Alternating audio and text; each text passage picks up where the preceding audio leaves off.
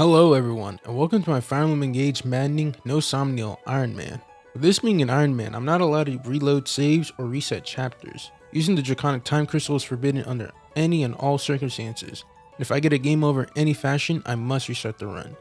I'm also forbidding the use of the Somniel and any of its activities exclusive to it, which include the Arena for EXP and bond levels, the Ring Chamber for bond rings and skill inheritance, forging and engraves, cooking for stats and recreations for support points, the very fun minigames that you never bothered to do after your first playthrough, and most importantly, not being able to recruit dogs, such as a travesty.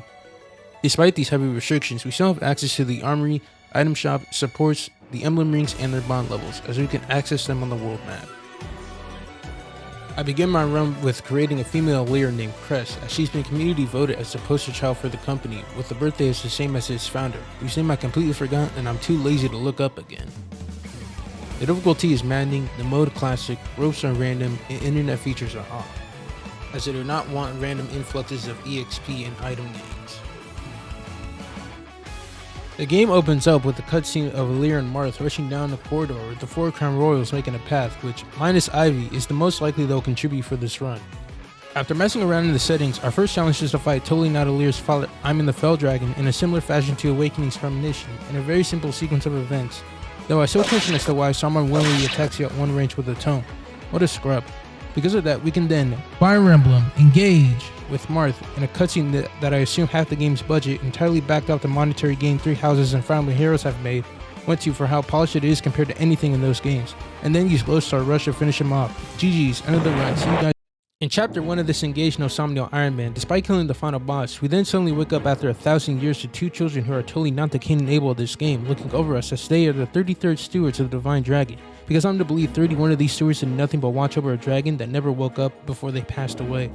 Alir suffers from amnesia because if not, the entire plot intrigue would fold over in half. Suddenly, Vander, the 32nd of these stewards, who despite only being listed as 45 years old of age, looks like he's ready to implode if he trips and falls, takes us to Lithos Castle, the home of the Divine Dragon Monarch, to see if it can jog our memory. Along the way, however, we run into the Corrupted, the game's monster type enemies that are somehow even more generic than the Risen from Awakening.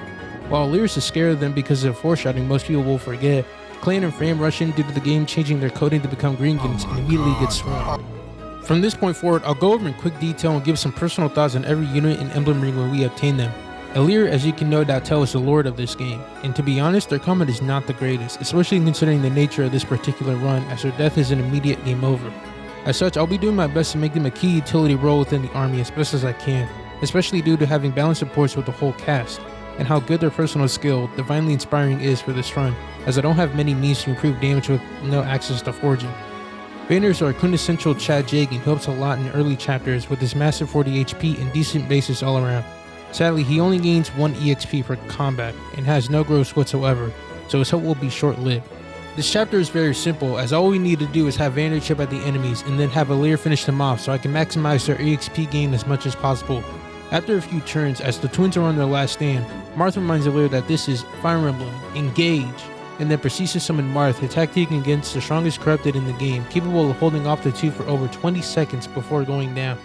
I can't wait until 2 years' time, when this random ass Corrupted gets muted into Fae. Marth is our first emblem ring of the run, and is quite good all around, giving solid offensive stats, extra damage to break defenses and divine speed, and solid engaged weapons of Rapier and Mercurius, as well as a powerful engaged attack Lodestar Rush. Despite his overall small accessibility over the run, his presence is still impactful and will be key to the success of this run. From this point on in the map, Alir can engage with Marth and easily cut up the map, coming close to scoring a level up and finishing it within 5 turns with no casualties.